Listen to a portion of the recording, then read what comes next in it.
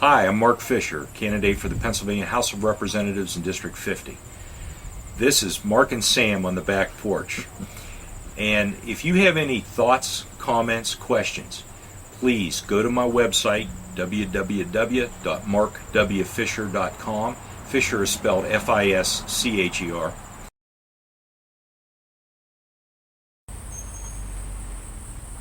Hello again. It's Mark and Sam on the back porch, and it's been a little while since we've recorded our last video chat, so what I'd like to do is give you an update on the election and how things are going. Mark, tell us what's going on. Wonderful, Sam. It's going quite well. Good. Interesting things have happened since we last spoke about the subjects. Once my opponent was named, I started to get a lot of calls, emails, contacts from people that were interested because of the change. And they fit into several camps. Some of them, well, of course, a lot of the folks that have been with me since the beginning, that's just what it is. Right. They're good, they're solid. A lot of them reached out with words of encouragement. Right. Quite a few of them said, this is a good outcome. They thought it was a good thing. So, I mean, that remains to be seen. Right. You can't count on that. But what I have had are some other contacts from folks that were supporting Bill DeWeese. Okay. And it's very interesting. They fall into a couple of lines of thought here. One of them is that they're going to write in Bill DeWeese regardless. Right, which I think we pretty much expected that to happen. I mean, some of his supporters that feel this was done, in a shady way. They're saying, hey, I'm sticking with Bill. I don't believe any of this. I don't agree with it. That's fine. I get that. Right. Then we've got a lot of them that are coming up to me and saying, well, I'm with you. I'm not putting signs out because I'm a Democrat. Right. I don't want the heat and the pushback, but I'm with you and I'm going to support you. Now that's encouraging. Those are folks that have looked at this thing. And interestingly enough, I was very careful to not attack Bill DeWeese personally like my opponent did in the 2010 race. Well, you saw how well that did for her. Man, not only that, Right. I don't think it's legitimate. I reject the idea that in the political arena, the arena of ideas that we have politically, that we need to drag those kind of matters into it. Right.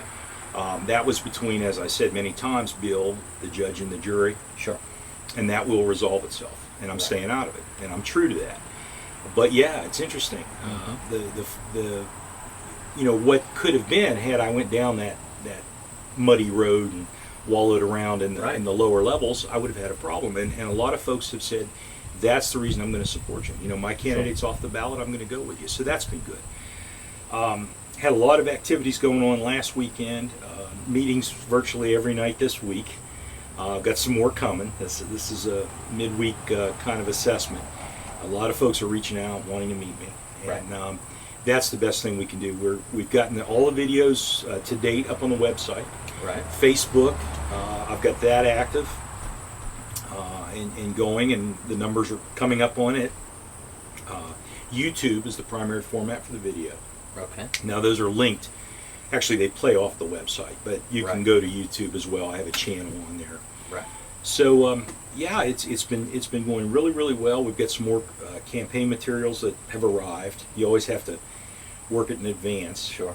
The campaign contributions are good. I'm not running an expensive campaign. Right. I'm not taking a lot of special interest money. I'm not allowing myself to be put in a position where I am controlled by somebody with a checkbook.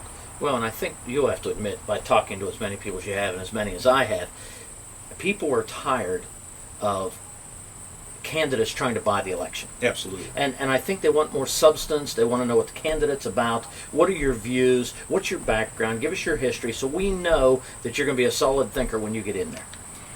Yeah, I think they're taking the scrutiny to a new level with the individuals. But I think that the one thing they may not be aware of is just how expensive it is to run one of these campaigns. Sure. There are things that you have to do, the signs, some of the advertising, the things like that, and it just takes money. Right. And I would rather have that by way of $50 contributions from people that care than I would $10,000 from a PAC that wants to, buy my cooperation later. I don't want to be in those kind of alignments. There are PACs that I'll take money from. Sure. Certainly PACs that I do support and agree with their overall goal, but never in a situation where we're giving you this, we want access, we want response, we want you to do what we tell you. Not interested. Right. Well, and I think, once again, as a taxpayer, that's what I want to see. You know, the elections were not set up for the guy with the most money to give the most money to the candidate so that that candidate wins, so that then they have their topics at the top of the list when it comes time for a vote or for consideration or for anything. It's not the intention, but unfortunately that's a lot of the reality that we're living in, and that's part of that mess that I think our government at all levels have really kind of sunken into. You know, I've even seen it at the presidential level, though, with Obama and Romney. People are getting tired of the personal attacks on each other.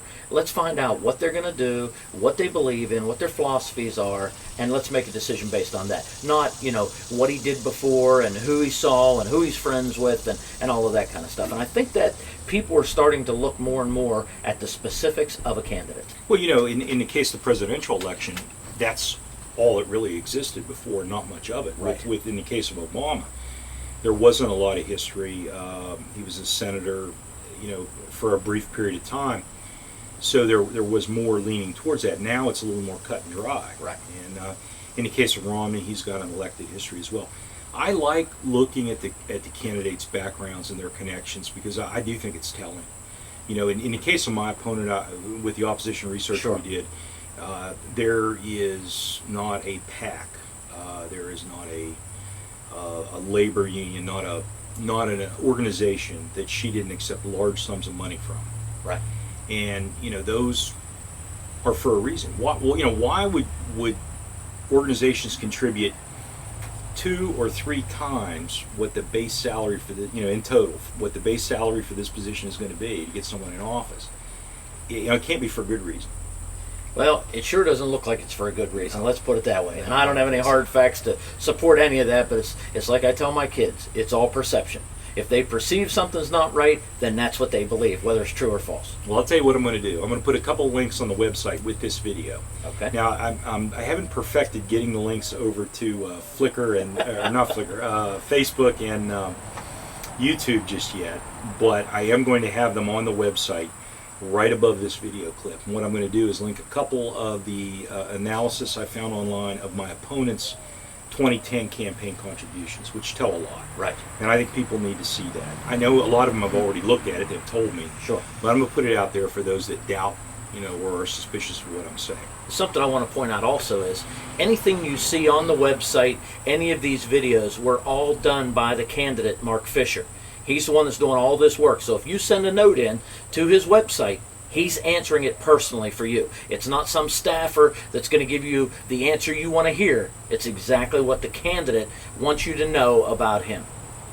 This is, once again, Mark and Sam on the Back Porch. Stay tuned. We've got an awful lot more before the election.